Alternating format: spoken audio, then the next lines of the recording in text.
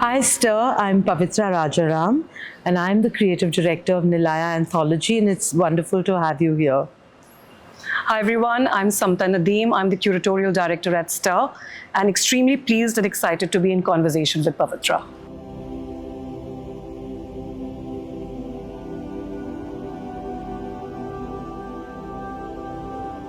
So, Pavitra, there is something really special about this project, and since we've sort of known of its making for a while, but then to see it sort of being launched and being made, it's a very different sort of perception, The way that we read the whole project, or the initiative that is Nilaya Anthology, we read a lot of rigor and a lot of intent into everything. So while it is something which is at a massive scale, but there is also a lot of detail which has gone into not just the way the space is designed or the kind of plants that are chosen for the orangery, to the kind of curation of segments and objects that you have done. It almost seems like everything is hinting towards a mission which this initiative has. So could you elaborate and share with us what that mission is? Absolutely. I think the whole idea, the mission, if you will, was to actually create something that was not about consumption, but that was about experience. We wanted Nilaya Anthology to be a place where you come and feel something, where you linger and where an object catches your eye and, the story of something. Anthology is a collection of stories, and I think our mission has been to really try to showcase everything that speaks to culture, to provenance, to the process of things, and to celebrate the fact that design is really a collaborative exercise. And those of us who create, those of us who appreciate, those of us who consume, we're all part of this continuum of beauty. Given different aspects of the project, like there is the showroom, but there is also the shop house. There is also a co-working space for the architects and designers to come and just sort of be here and operate out of here. So if you have to tell us in one line, what is Nilaya Anthology? What would you say? I think Nilaya Anthology is a world. And as with any world, there are so many aspects that face off to it. So of course you have the shop house, which is global craft and craft from small makers and big brands all coming together and all curated. Then you have the showroom, which is really where we exhibit international brands in furniture and bath and kitchen, and that's really the decorator's paradise, if you will, to make it easy to put homes together. In addition to that, we have two galleries of collectible design, and that's been, I think, an amazing thing, because it's something that India just didn't have. And you have the most incredible work coming out of India: Vikram Goyal, Rushad Shroff, Ashish Shah, and this work isn't really being showcased in India in a format that allows people to come back again and again. So we have two galleries of collectible design. Of course, we're debuting with a collection by Nilofa and Nina Yasha from Milan, in conversation with Vikram Goyal, who is in the other gallery, and that's a very exciting thing. We have a whole area that's dedicated, we call it the connector, and it's really dedicated to the practice of interior design, or the practice of putting homes together. Right. And in addition to a co-working space, so designers can block space, they can bring customers and clients, they can use the meeting rooms, they can use the space to work on their projects. But more importantly, we have a stunning material library, which we've worked on for the last 2 years to collate innovation in color, material, finishes, and textures as a sort of incubator for designers to think and ideate and create new things as well. So I think that's going to be a very, very exciting space. And of course, holding this all together is the beautiful orangery, and we hope that people will take a moment to pause. We have the atelier with Sabya, which is Sabyasachi for Nilaya, which showcases the Sabya Art Foundation.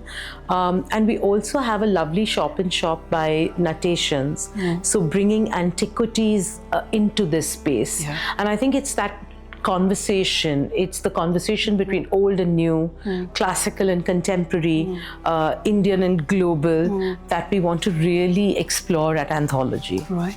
And like when we just look at this, entire shelf, the cabinet over here, it almost looks like a cabinet of curiosities. There's such diverse and different objects, and there's something to discover in each of them. So how did you kind of think about how to put, I wouldn't want to use the word contrasting, but differing things together? There is something about a vision that goes into doing that. I always say that the curatorial lens at Anthology was time, and how do we bring elements from the past into the present, and how do we look to the future to create new things as well? So at Anthology, we explore form, we explore materiality, and of course, we try to look at design with a sense of history, but also with geography. And I think that's really been, and you're right, it is a cabinet of curiosity, and each object has been curated with this lens of time and movement.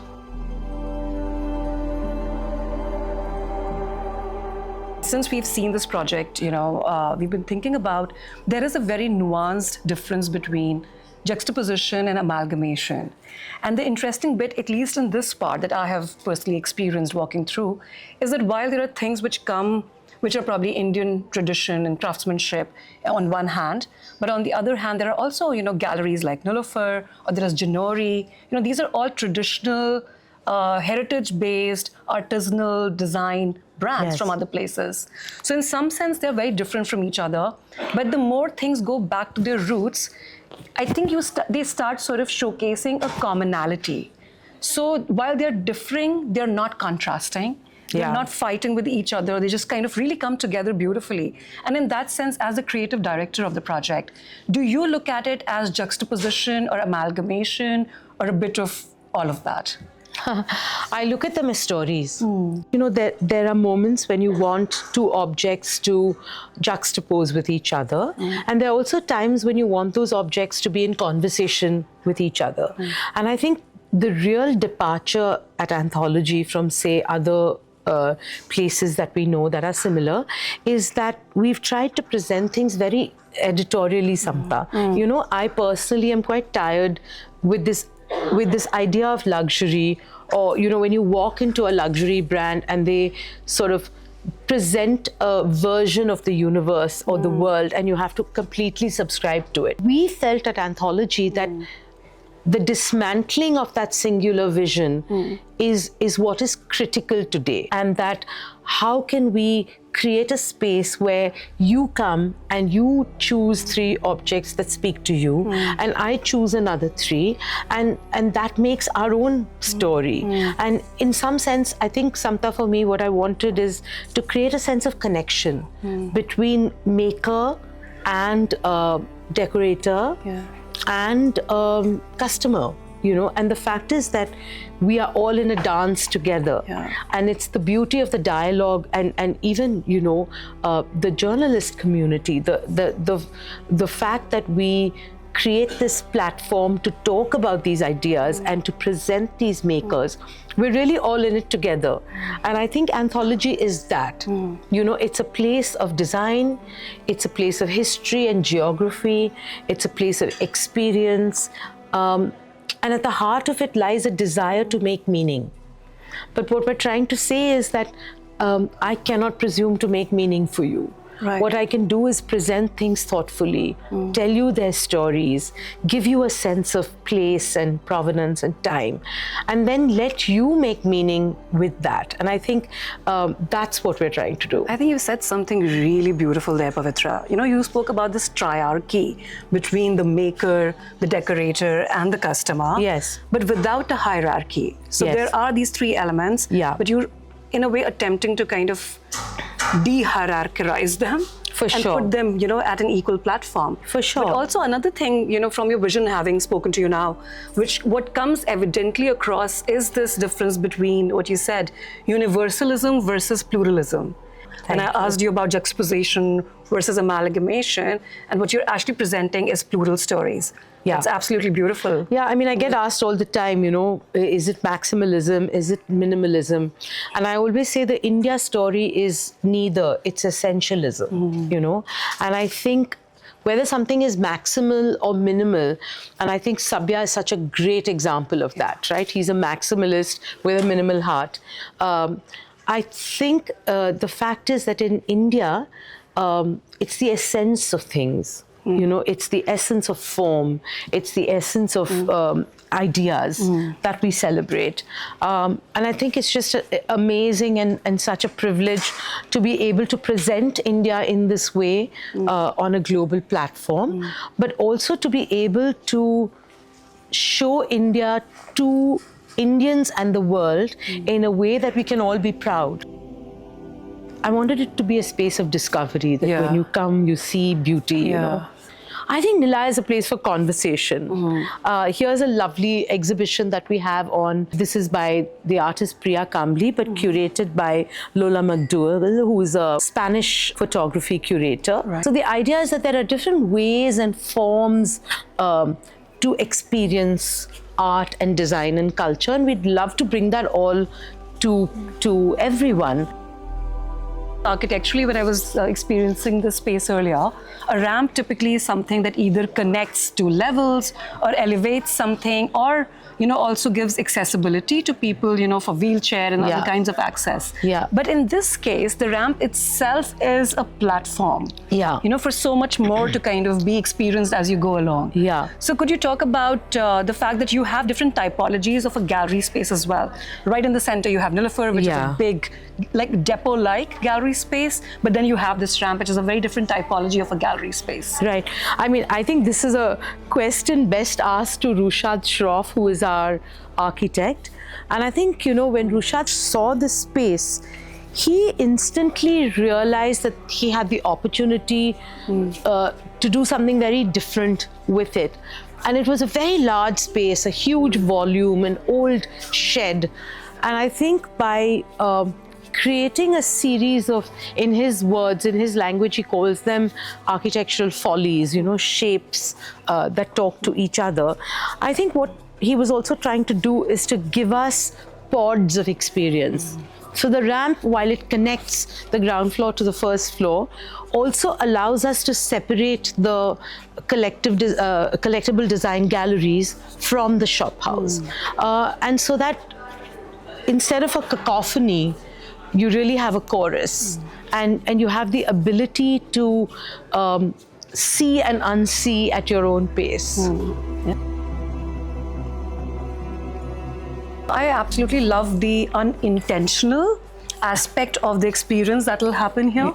Yes, thank you. Usually it is so planned and choreographed, like especially retail spaces are built with so much intention. And like this choreography of how you want someone to move, what do you want them to see, how do you want them to kind of put their attention onto something to buy. But like you said earlier, you don't just want people to come here and pick stuff to buy alone, right? Absolutely. It is about the sense of discovery, and when it's unintentional, it just, the kind of joy that you get. I'm sure like when you're traveling and you suddenly walk into a space not expecting anything, but come out with something that really struck you. Yeah, and I think it also allows you to discover at your own pace and in your own way, and that feeling of agency is so powerful.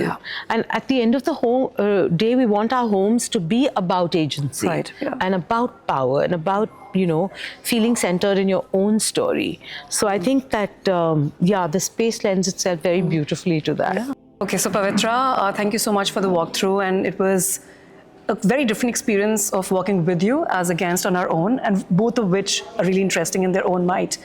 But if I have to ask you that with the launch happening now, the anthology gets to start being written now onwards, right?